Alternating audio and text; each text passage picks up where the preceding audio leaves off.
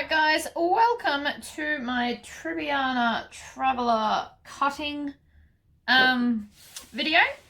So I have already picked my fabrics, which if you're in my group you would have seen. So I'm going with Simpsons as the main, with the yellow accents and then this really funky spot for the inside.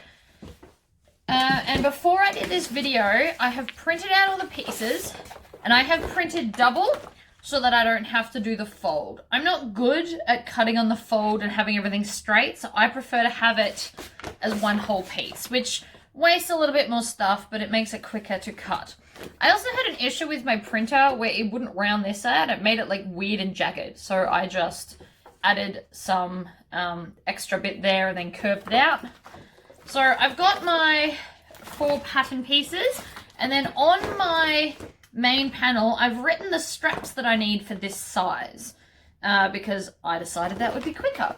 So I always start with my outside fabric just in case I decide to change my mind at any point, which has happened several times. So I just like to start there. I might, out the corner of my eye, see another fabric that I think will work better, or I've got to a point where I don't have enough fabric, so I have to pick something else. Anyway, so my bottom of my fabric's here. Now, I don't like to waste things, so I am going to get it as close to all the edges as possible. It really annoys me, those craft videos where they just cut out of the center of the fabric. It feels very, very wasteful. So you can't really see it, but I have lined up this edge. Now, it wasn't cut dead straight, so I'm just going to have to fix that little bit. But I'm going to do that there, and then I'm just using a normal pen. I usually use a 4 pen, but mine officially ran out of ink right before this video. Now, you can also use friction pens, or you could use the Chaco pens, or a pencil, or whatever makes you happy.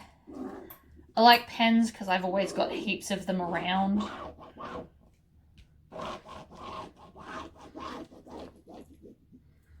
If I haven't laminated my pattern, I won't use pen because I'm likely to V off. But because it's got the thickness to it, it works fine. Now, because of how wide this is, I'm not going to get another one next to it.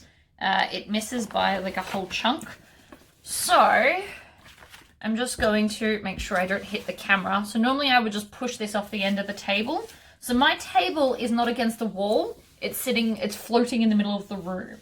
That is a very conscious choice so that I don't have issues like things bunching up or falling behind the desk and then I can't find them. So I can walk around all 4 sides of this, which I have found to be the most beneficial for me. And my cutting table is actually those 9 cubes from Bunnings. I've got 2 of them, and then I've got 2 pieces of melamine that I have got my husband to nail to the top. Screws possibly would have been a better choice because every time we move, we have to disassemble it. So I'm very methodical. I always work from one end to the other. So you'll notice I'm not necessarily going all the way around at the same time. I just want to make sure that there's no wrinkles in the fabric. Everything's lined up nicely. Okay, so that's that piece done. I normally wouldn't throw it on the floor, but for this video I will. So now I'm going to take my elastic spring-loaded scissors and cut that out.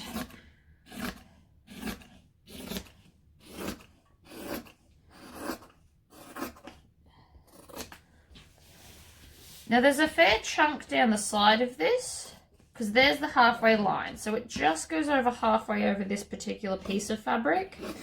If I was using a 150 wide fabric, I would have been able to put them next to each other.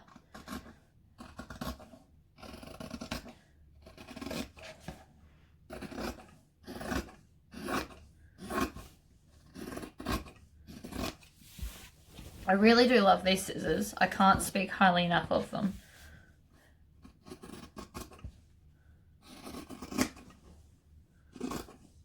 I actually found a place where I can wholesale them, so I'm contemplating putting them on my website just because I love them so much. Alright, so I'm twisting the fabric around so that I can get good straight cuts. Good cutting makes for good sewing because these are what you're using for your measurements for your seam allowance. So if you cut it wrong, You're using the wrong seam allowance.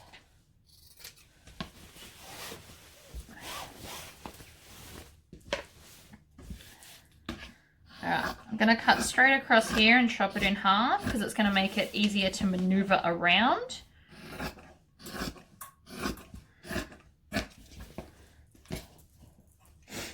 Now please know that I've never actually made this bag before. This is going to be the first time I do it. So before I do the video, I'll do a quick read through the instructions and then have them on hand in case I need them. But I've made so many bags now that I find they all have like a similar pattern and rhythm to them. Now, this is just like a little odd piece. This is too small for any of the bags I make, but I do keep them aside for like quilting people and I donate the fabric. So I've got like a little tub that I stick them in. So there's one piece. I'm going to pop that aside. Finish cutting out this one.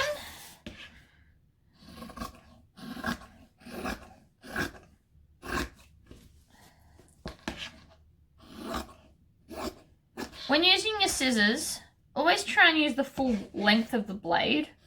Your hand's doing the motion anyway, so if you're only using a little bit, you're actually overworking your hand, which I think is a bit pointless.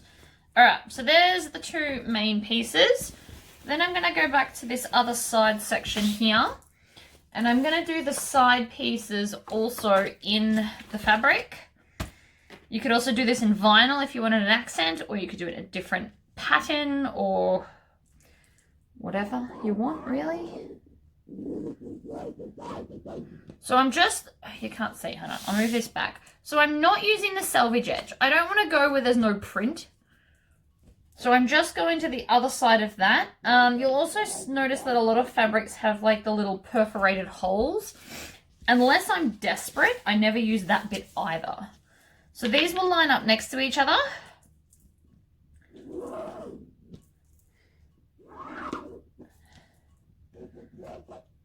I always find as well when drawing, it's always easier to go towards the raw edge. Otherwise this puckers and moves.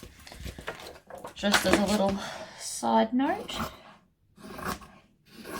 But yeah, when cutting, I always try and use the full amount of the blade. Won't make your hand as tired as quickly. And I'm actually standing on my toes at the moment. That's a weird habit, but I'm always stabilizing the fabric with my hand.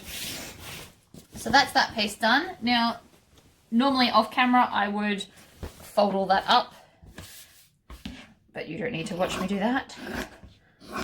All right, one. And then just get the little bit over here. And those bits go in the bin.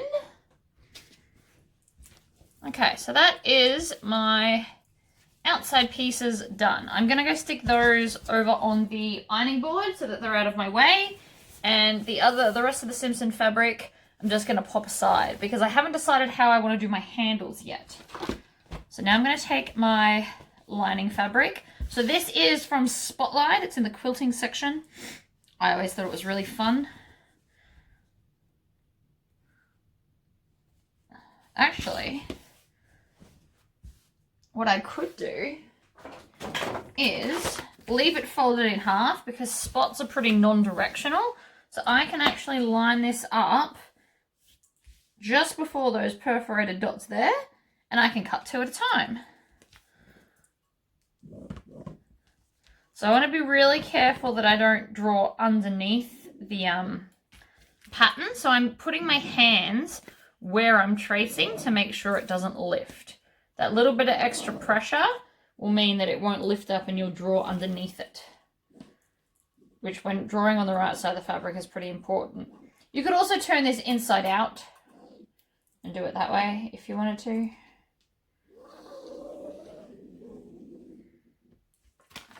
Okay, so I'm going to cut those two.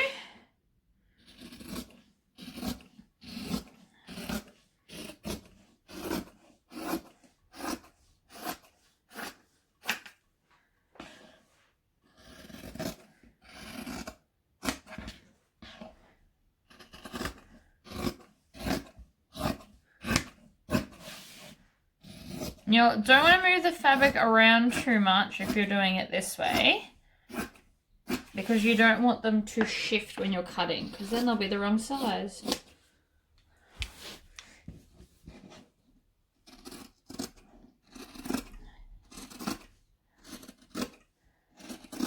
I actually could have used a waterproof lining for this.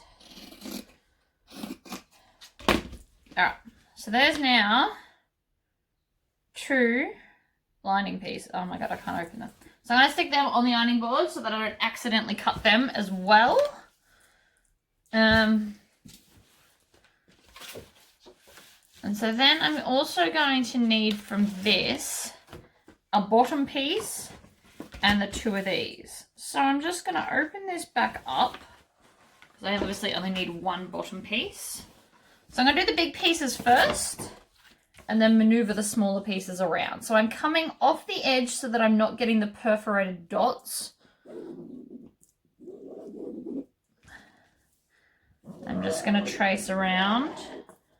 And then you can put pattern weights on it as well if you wanted to. Now I'm going to need that still. So then I just need to do 2 of these.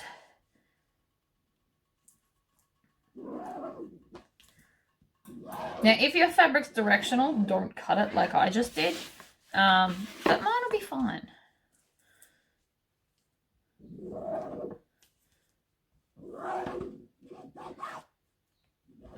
So see how I didn't put the pressure there? Now I've got these like weirdo lines. So you always put pressure near the edge that you're tracing.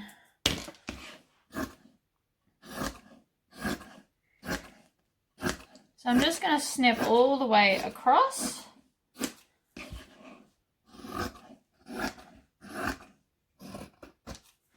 And then again, so that is either rubbish, or if you wanted to do like a scrap thing, or you could do like a fun little patchwork clutch. I don't know. Depends on how small of pieces you hoard. These little ones that I'm chopping off now definitely go in the bin. They have no use to me.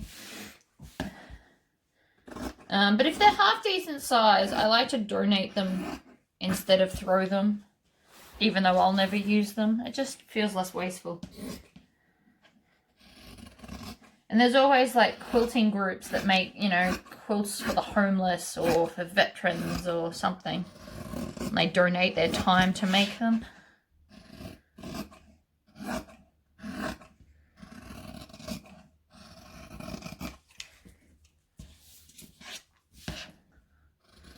So what's always handy as well is if you have a bin next to you. So as you're chopping off all these bits, you just throw them straight in the bin. You'll find that you get into less mess. All right, so that is now my 2 bottoms and my base. So pop that over there. Now this is all that's left. So I'm looking at this wondering, can I get my pocket piece? So I have a generic pocket piece that I use. So I can get it, but I will have to make 2 of them. Usually I just do a fold, but I want my pocket to be wide, so I'd want 2 that way. So I'm just going to trace around this. Now, because this is acrylic, I could actually go and get my rotary cutter and just cut straight around it.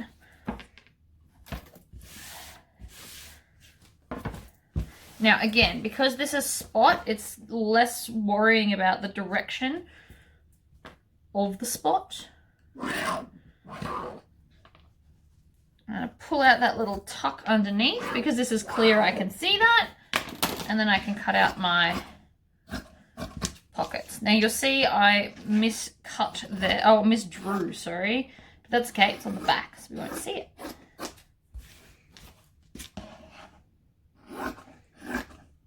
And I've pretty much used that full meter now. There's a little bit left, so I can still use these bits for a demi wallet, so that I could, if this was a handbag size, I could definitely make a matching one, like a wallet to go with it. But I've got enough here that I will still use this piece. So this bigger piece here, I won't throw out or donate. I have a drawer here of like random pieces, so it will end up I'll chop off that bit because that bit's no good.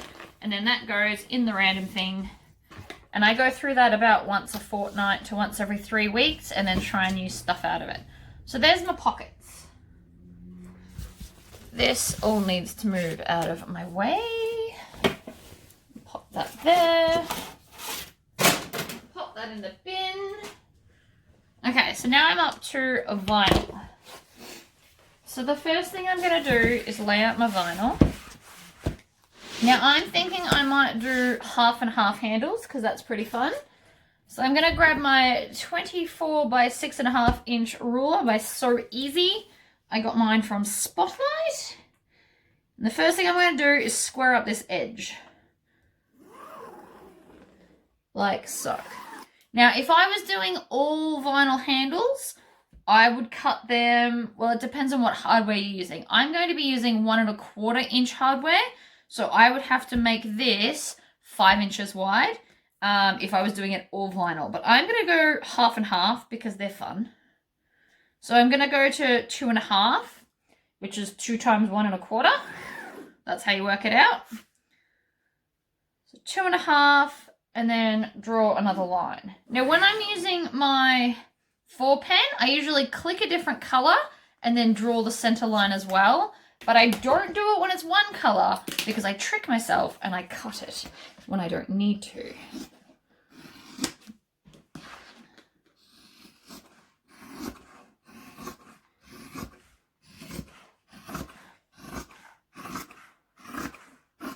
So with this option of cutting it this way, I can either put a fabric center, so I could use the Simpsons fabric to center down, or I could even get another color vinyl and just put a center strip.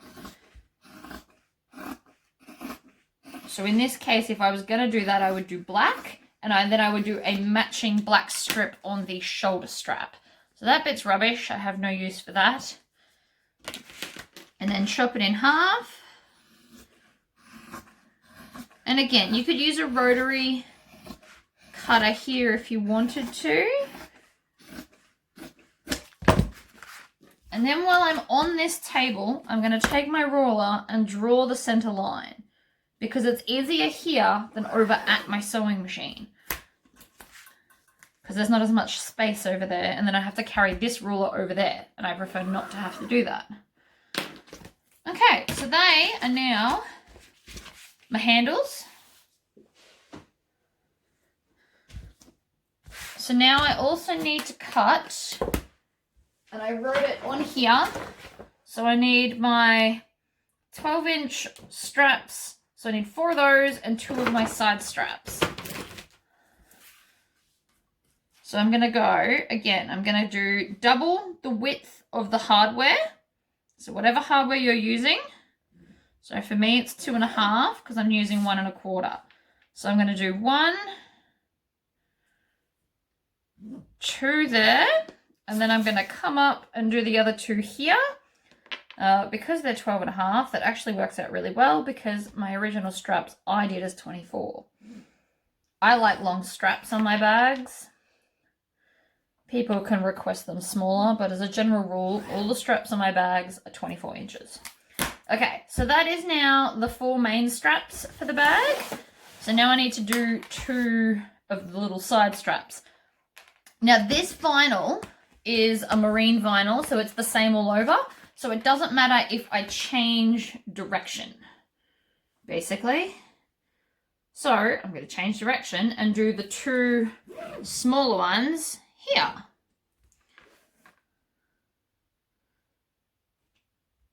Yeah, too far. Well, I know. I was right.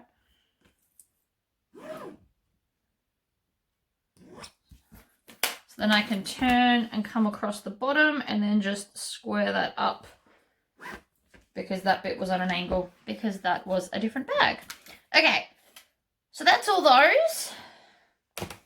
The shoulder strap I'm going to do in a second, but I just want to now get the base. So I'm going to do my base in vinyl.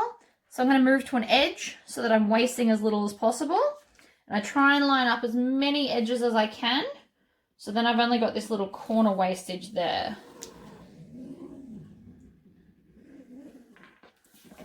Right. Now don't get your base confused with your base stabilizer. So the stabilizer is the smaller one, and I'll show you what we're using for that in a minute. Now I cut my vinyl with my Class A scissors. I just find that they like it better than the other ones. These are a little bit, I don't know, I guess stronger. Not sharper, just stronger. So they can do the thickness of the vinyl better. So I've cut it off the main panel so that now I can twist it and get all the other bits off. It is important to cut off this little extra bit here. It may not seem like a big deal, but it will alter your pattern if you leave it on. So now that's my base. I can pop that on the ironing board. Chop out all of these. And again, once I've chopped them, I will then put the center line on them. But if I had my 4 pen, I would just draw them in either red or green so that I know that they're not a cut line.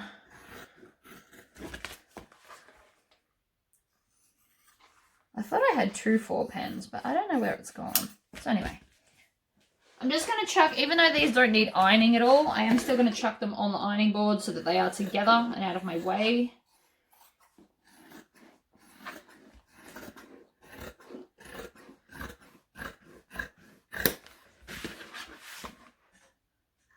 And again, if you wanted to, you could use a rotary color for all of this.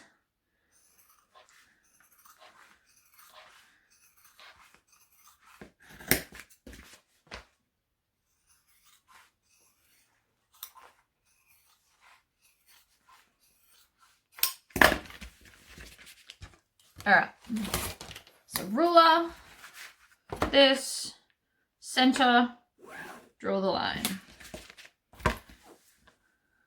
Again, you can do this at your sewing machine if you want to, because I do that in a lot of videos when I'm rushing. Because usually the day I'm doing the video is the same day I cut it out, or I cut it out late the night before. So I'm just trying to get the pieces done. As you know, it's 10 o'clock at night and I want to go to bed. Okay. So now we're going to do the strap. Now, with all my vinyl, I roll it onto cardboard tubes, but I always leave one edge straight and then cut all my random pieces from the other end. And this is so when I have to do a strap, I'm not squaring up the end and wasting a bunch, because I don't like wastage. So I am going to do double the strap adjusters. So my strap adjusters are all 2 inches big. So I am going to cut 4 inches. Now I know that this is straight because I square it up as it comes into the sewing room. I get a big ruler, lay on the floor and draw the line to make sure it's perfectly straight.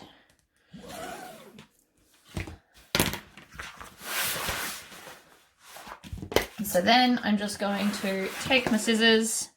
Actually, let's use the rotary cutter, if I can find it.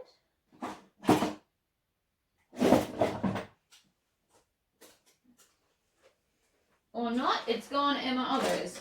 Oh, and I just found another 4 pen. It was hiding. Okay. So I can just line up along this line and just cut. So I'm on a cutting board, which makes this much easier to do.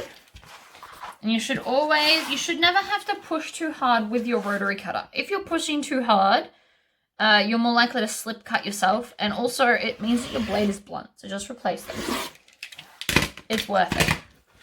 Right, so now I've still got my straight edge. I don't have a lot of yellow left anymore, but that's okay.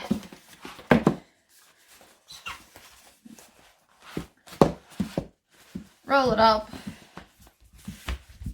So then that can go back on my thingo, my pile. And that's my strap. So now is the ultimate time where I need to decide, do I want fabric in the center? Do I want a solid color? What do I want? I'm thinking I'm going to go fabric just because I can, and I have a lot of Simpson fabric.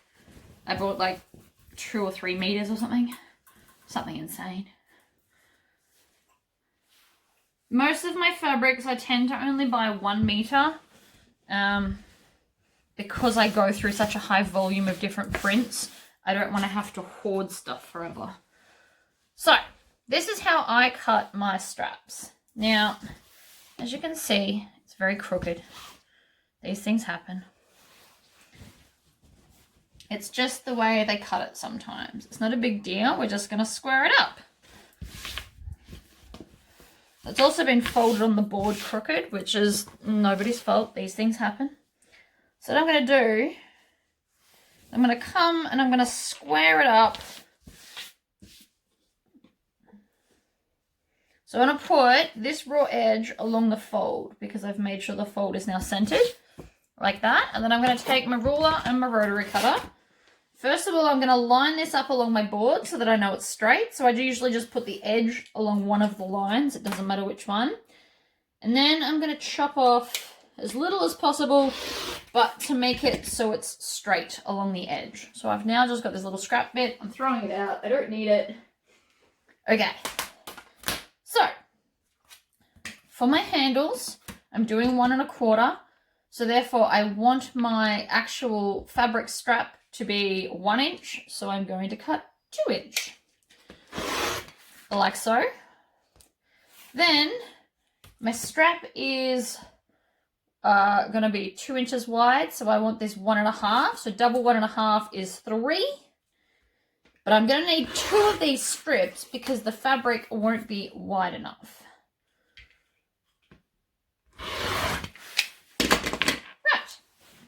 And so now it's semi-folded so that I can put it away, which is also really good. Actually, I'll show you how I fold mine. I went to Lincraft and they have all their trims on these really cool plastic things and they throw them out when they're empty. So I asked, could I have some? So now I just use it to uniformly fold my fabric and then it all sits nice and straight and even on top of each other in the cupboard. And then I just pull it out because I don't have that many. I've only got like 3. So that is how I fold my fabric. Just if anybody was ever curious.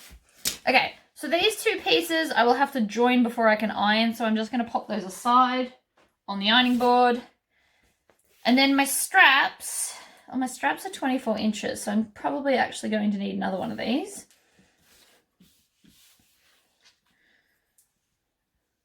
I am. I just don't make it. So I'm going to first of all cut off the non-printed part because we don't want that.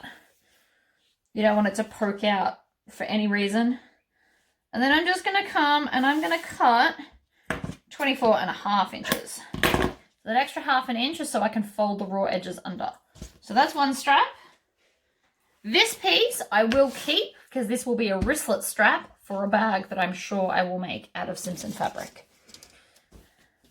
So now I'm going to unfold this now that I've just folded it all up beautifully. And I'm going to line it up on one of the vertical lines and then chop 2 inches. The reason I know it'll be 2 inches is because it's gridded in 1 inch slots.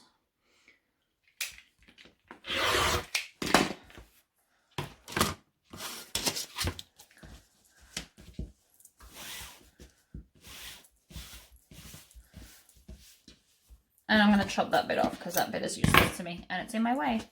Cool. Okay, so we're going to do the same thing again. I'm going to chop off the crap bit and then rule and mark 24.5 inches.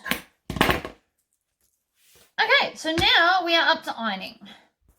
So the first thing I'm going to iron is my lining pieces. So this is the woven medium iron-on interfacing I sell on the website. This is what I have found best for bags. You can use a non-woven, which is a bit cheaper, but it takes a lot more time to iron it and get all the wrinkles and stuff out. So this is good. All right. So you might be thinking, why am I not cutting it? And the simple answer is because I am lazy. That's the simple answer. The more complicated answer is this is ultimately quicker. So this is the way I like to do it. The first thing I'm going to do is just line this up. Now again, I'm not going to use the perforated edges. I'm going to line it up next to that. Like so. I'm going to flatten it all out with my hand. And then I'm going to grab this. So this is a cheap baking paper because it is non-stick. That is the key word here. So I'm just going to tear off a piece. Now, the bigger the piece, the more you can do at a time without having to move stuff. But it also gets crinkled a lot quicker. So I've got my iron set to really hot. And I'm just going to put the baking paper over. And then 4 seconds. And then move the iron. Now, smaller pieces, or if I was going to have to interface the vinyl, I would cut the pieces out and then use my heat press. But this piece is so big that this will be quicker. So now that I've done that section, I can lift it up, and you could hear that. It was a little bit stuck, but because it's non-stick, I can't feel any glue. So I'm just going to place it back on and go again.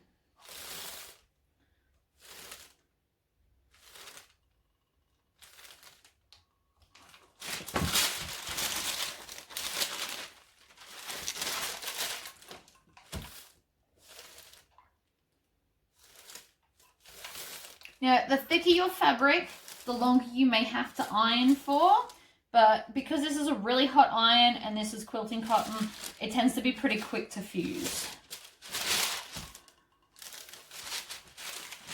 I'm just going to move it down with this last bit here.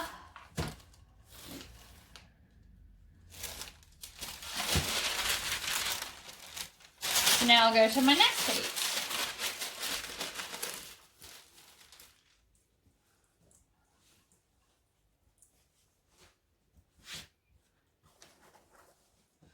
Now, I still like to put it as close to each other as I can, because you never know when like this piece will be coming in handy. So this would be great if you were doing a vixen. You could use like the top zipper section, so it's not wasteful. I will still use that little piece there for something else. But if I was to cut it off, I'd be more likely to lose it, which is not something I want to do, obviously. So it will just stay stuck to this sheet, and I will just roll it back up until I need it.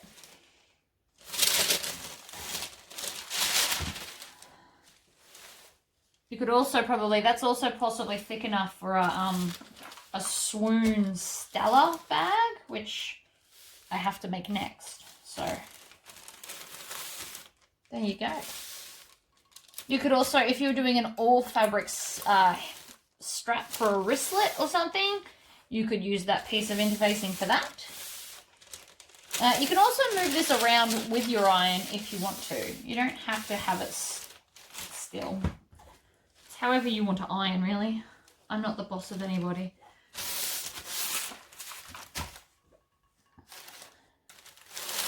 So I just, because this is quite like soft and flowy, I definitely find this quicker than trying to do it, cut it out, and then iron it on, because it is a softer, lightweight fabric. All right, move it up and grab the next pieces, which for me is a side piece. And then I might even also grab this piece, and I want to see if it's going to fit in between here. And it's not, but that's okay. So I'm going to readjust. I'm going to put this along the edge, and then I'm going to put this one up against it there, making sure that these don't overlap here. And then I'm going to do the next one. So I'm going to potentially waste this little bit, but again, if you wanted to, you could play Frankenstein and keep those bits for later. It's no different to pre-cutting. It's just you're skipping the whole measuring step, which ultimately saves you time.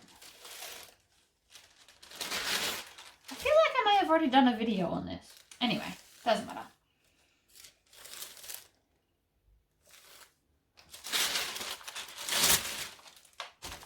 So I just move the baking paper around as you need it. Now I will get probably a week or two out of a piece, assuming that I don't tear it. And then it'll start to go like brown and look burnt, like on a cake. So I just throw it out and tear another piece. So my giant box of 50 meters will probably last me nearly the full year. Because this isn't even a whole meter piece.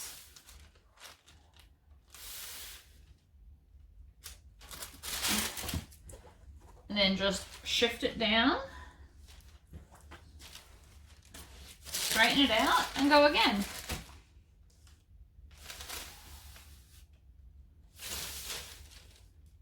Now again, if I was using waterproof lining, I would actually be skipping this whole step, but then I wouldn't be able to teach it to you. So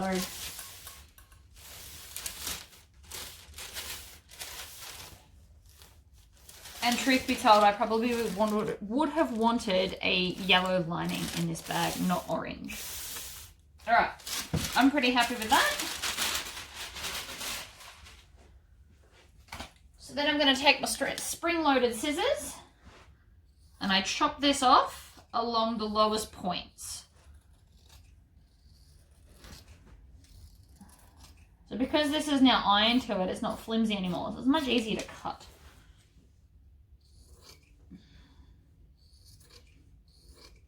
I've also recently noticed I kind of fold it over out of the way. I'm a lot more conscious of how I do things now that I do videos. All right, now I don't want to waste this piece, so I'm going to cut up along the side. If it was a little bit thinner and I couldn't use it, I would just chop it off.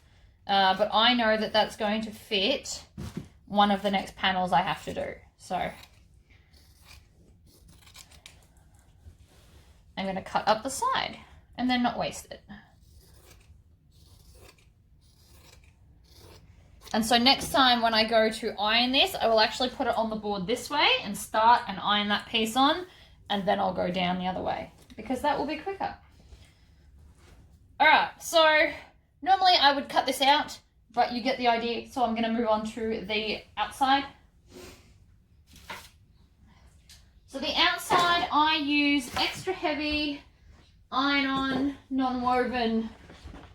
It fell down under here. Hold that thought. So I have a personal roll that I use for me, and I now have this 100-meter roll that is for sale on the website. Although it's not 100 meters anymore because I sold some. So this will have just the outside pieces on it.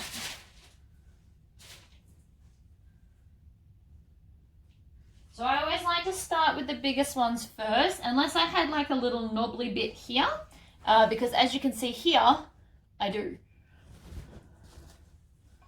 So I'm going to put the long edge up against this edge. Now because this is non-woven, it doesn't have any perforated edges, so you can just go all the way to the edge and it's not an issue.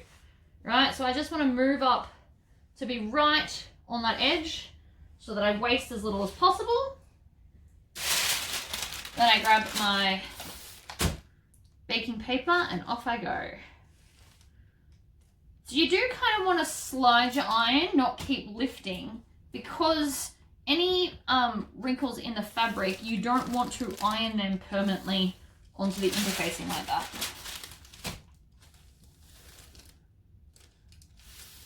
Now you don't necessarily have to do it in the center like I am, but my iron needs a bit of a clean, so I don't want to get the fabric dirty with any of the spots on my iron. So I am just going to continue to use this across the whole thing so as to avoid wrecking my fabric, because that is a very big piece to waste. Okay, so that's on there. So I'm going to grab my second piece and do the same thing. So again, I'm going to line it up as close to that edge, and I'm also lining it up along this straight edge. Because it doesn't taper anywhere, I know it's still going to fit. Then I'm going to start there. Now it had a little bit of a wrinkle, so you'll notice I kind of pushed it out.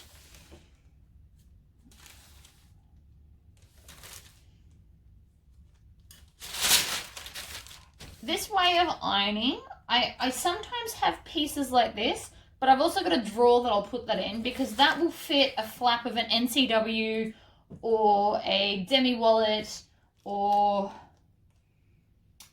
I don't know what else. But they're two that I do make that it would fit. So why waste it? Okay. So now I'm just going to slide this back and I'm going to use this top bit.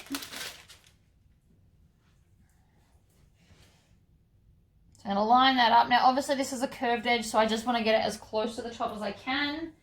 And then I'm going to turn this one sideways so it fits in there. It also helps that I have a very big ironing board. So this ironing board I'm pretty sure is a full meter wide. It's just under 1.10 meters, so you just don't quite get the full width of fabric. But this stuff is 1 meter. So it pretty much covers the whole thing. So again, shuffle it up, iron down.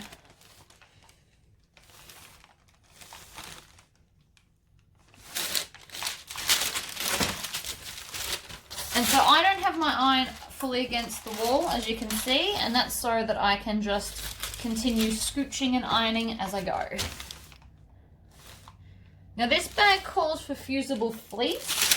But I think I'm going to use bag foam because I don't think the fleece is going to give me enough stability as I want. So this is a very, very hot iron, so you'll notice that I don't have to stay a really long time in any one place, which is kind of good.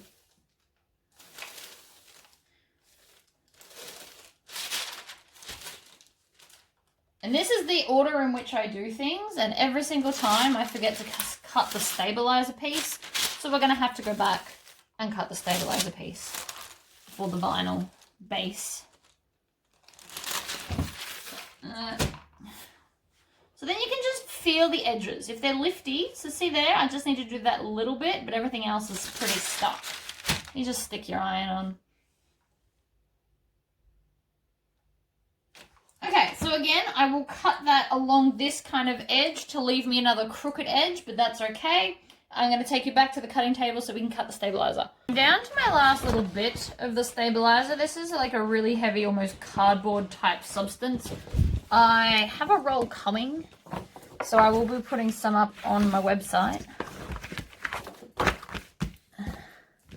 this is what I use to make the base really firm. So again, we're going to take our smaller base piece, which is for the stabilizer. So the idea of having a smaller base piece is that this will not be in the seam allowance. Because it's super bulky, it would make it stick out and be funky, which is something you don't want. So I'm actually going to square off that corner a little bit as I cut it, because it's going to be of no benefit for me to have it there. Now, because this is non-woven, I can usually just slide my scissors through it. And I say usually because this is the end. It's been super rolled, so it's got a bit of a kink to it. Now, so another thing, to iron this on, I will be using my heat press because it is much quicker. If I was to do this with the iron, I have to hold it for between 15 and 30 seconds for every time I place the iron down. That is not ideal. That piece is going to take ages. If it was just like an NCW wallet, I would do it on the iron. But because it is such a large piece, we are going to shift over to the heat press. I wait for the heat press to heat up because I forgot to turn it on. I'm special like that sometimes.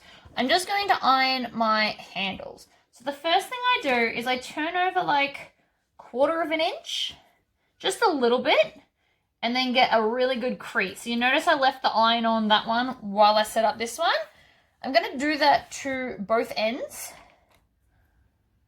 because I want this crease to really stick, and I don't want to have raw ends on my handles. If my handles were tucked into a seam, it wouldn't matter, but these ones obviously are not. They're attached to strap connectors. So we want to have a nice non-raw edge. Now, I have learnt to do this without a center line. So I'm just going to fold over both sections and then leave the iron on it for a minute. So we just want to fold both sides to the center. Now, if you were really, really cool and clever, you could use less fabric and just fold over 1/4 of an inch. My issue with that is it's very hard to get that even.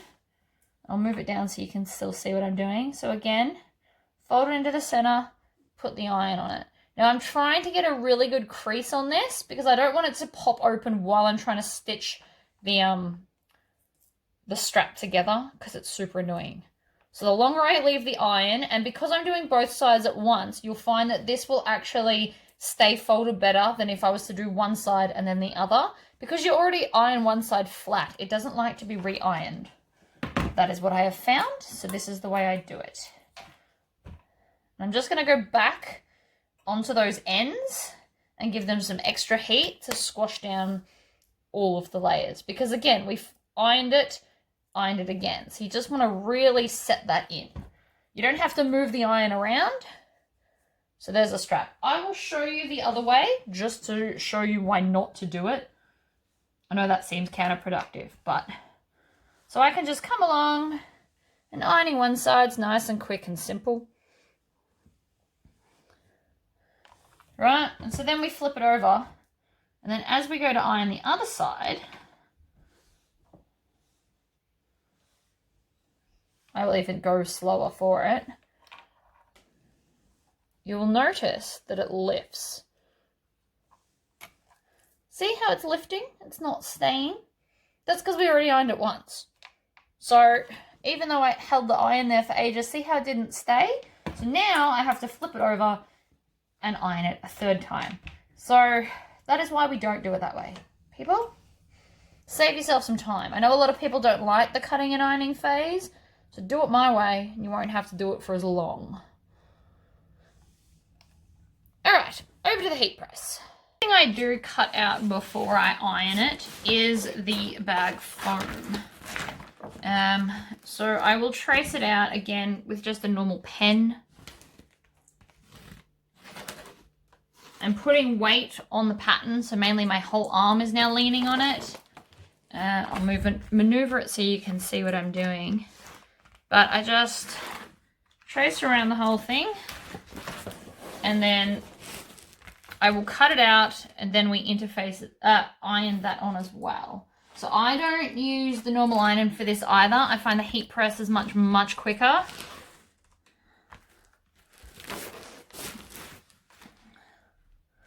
Line that back up because I moved it a little bit. Now, normally I don't have to rotate it this many times, but I can't hang it over the edge because you guys are sitting on the table. What's happened here? There we go.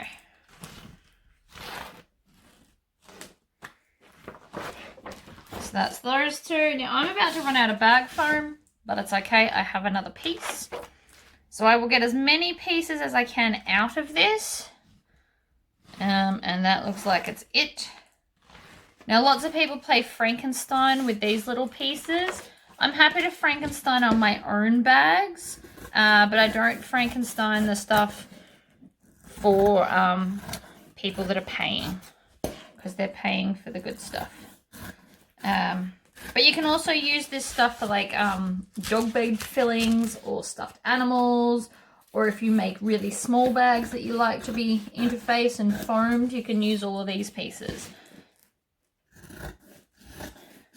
A lot of people who reuse these little pieces, they just zigzag the two pieces together, so you line them up flat against each other and then zigzag over the join. So it is a good way to get more for your money, especially if you're new and learning, because you will find that bag supplies are quite pricey. But some of these pieces will be big enough for me to get like small clutches and stuff out of, so I won't just automatically throw it in the bin. That piece I will though, because that's no good to me.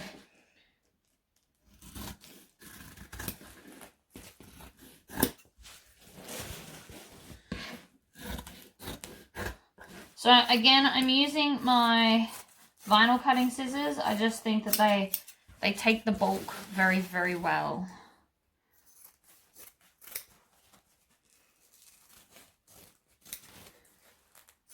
And I do like to try and use like most of my scissors each time I'm cutting, because you'll ultimately do less strain on you. If you're just doing this each time, that's a lot more strain on your hand than if you just follow through and snip all the way down.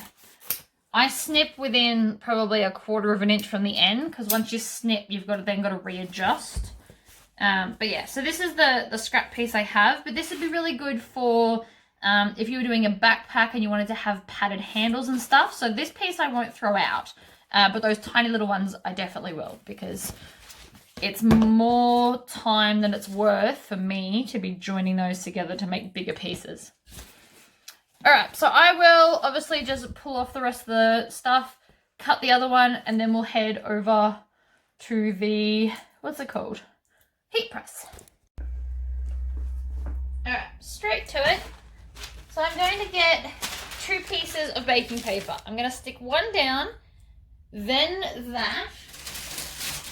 So mine is double-sided iron-on bag foam, which means the glue's on both sides.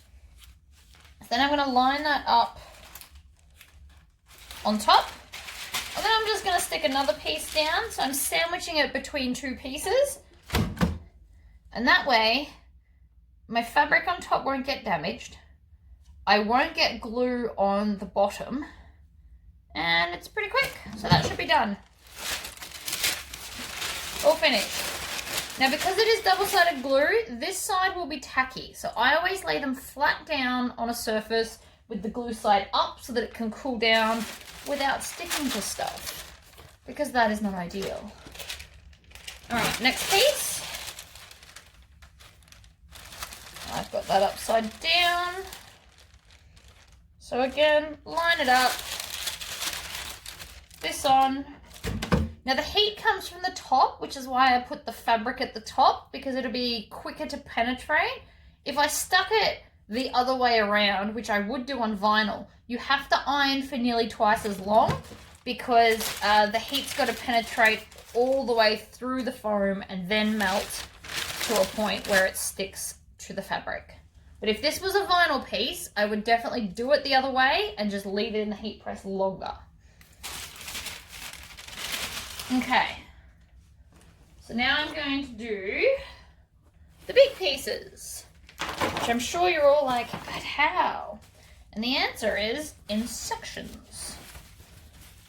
So line it up. Make sure that this is covering where you're going to iron, because that's important, obviously. And then grab another piece and stick it over the top. And now I'm going to take the weight and hold it in my hands like this, and then make sure that's adjusted properly and squish it. So you can probably just do it for approximately 10 seconds, and that should do it.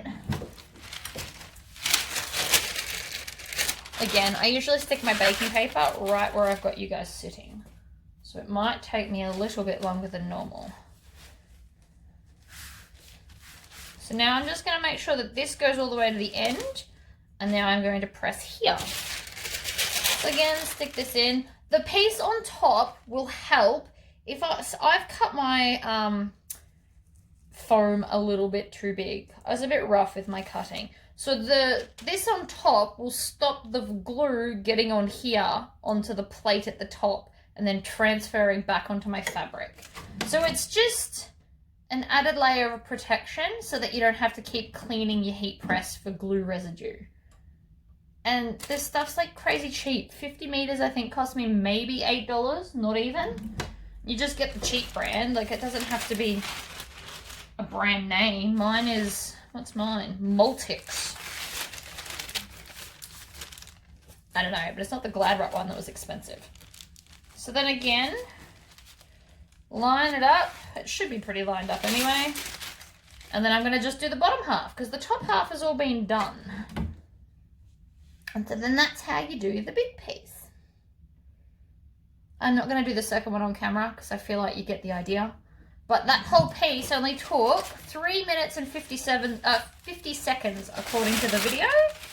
And then it is all interface. And again, I'm just going to go and lay it down flat with the glue side up. Not touching anything because I don't want to wreck it. Over two, but we literally just flipped you around. Okay, so I put my vinyl in with the right side down, obviously, because we don't want to iron the vinyl. You'll wreck it in like 3 seconds flat. So now, even though this is going to try and curve on me, if it's annoying you, just kind of crush it up a little bit and it'll stop doing it as much. So I'm just going to center it on my whole piece. So I can see that I need to come a squidgen more that way. Okay, so there's about center. So now what I'm going to do is I'm going to hold it here and then put the lid down. And then I can just hold it there for, depending on how hot it is, it's still warming up because the light's still on. When my light goes off, it tells me it's hot enough. And this one takes a while. So that's been a little while. We can now lift it and check. So I can see how that's still not stuck properly. So we're going to stick it back in. You don't want to leave it too long because even though the vinyl's upside down, you could potentially still melt it. So just do it in like 10 to 15 second bursts. But this is still quicker than ironing it one little piece at a time. So if you've got a heat press, I highly recommend using it for these things. And I would also potentially even use the heat press for the outside interfacing because it's stiffer and easier to trace and cut. But I will always do my non-woven medium lining interfacing the way I do. So if you've got smaller pieces, you can actually stick it in here with the baking paper. So you would just grab a piece of baking paper. You might actually need two, or just make sure it's long enough to cover the whole of the space so that you're not going to get any of the glue on the top of your heat press. But yeah, so you can use that and that will also stop any sticking anywhere. Now you just want to, if you can still separate it, it's not ready.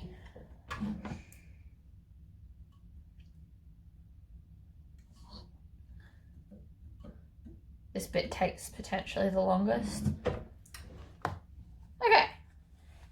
So I'm going to let that cool down. I can tell that that is now stuck. There is no lifting at the edges. So we're all good. It is very, very, very hot. So my suggestion is grab it quickly and then like throw it flat on a surface. Don't have it folded up because it will get the crease in it as it cools down, which is, again, not what we want. Okay, so I think that is about it. Now we are up to the sewing part.